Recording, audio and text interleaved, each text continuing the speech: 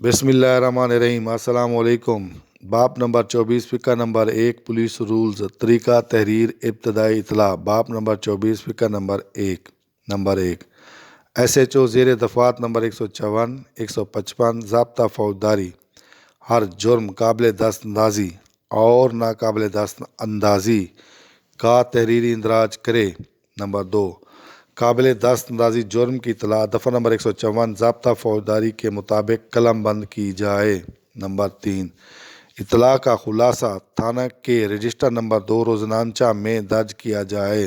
Number 4 ابتدائی اطلاع تحریر کر کے اطلاع دہندہ کے دستخط یا نشان انگوٹھا لگوایا جائے۔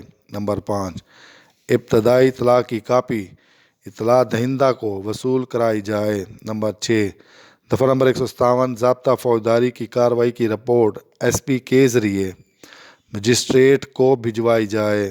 نمبر 7 رپورٹ دفعہ نمبر 157 ضابطہ فوجداری کا حوالہ روزنامچہ تھانہ رجسٹر نمبر 2 میں کیا جائے گا۔ نمبر 8 افسر انچارج تھانہ تمام اندراجات خود کرے گا۔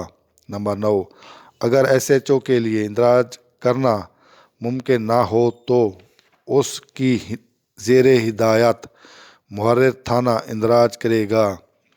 نمبر 10 ارتکاب جرم اموال و اشیاء کی تفصیلات جو تلاشی دفعہ نمبر 103 ضابطہ فوجداری کے بغیر برآمد ہونی ہوں اس رپورٹ میں درج کی جائیں گی۔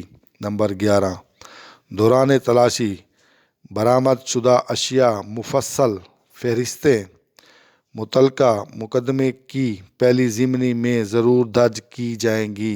نمبر 12 اطلاع دہندہ سے دوران استفسار درج ذیل امور پر خاص توجہ دی جائے گی۔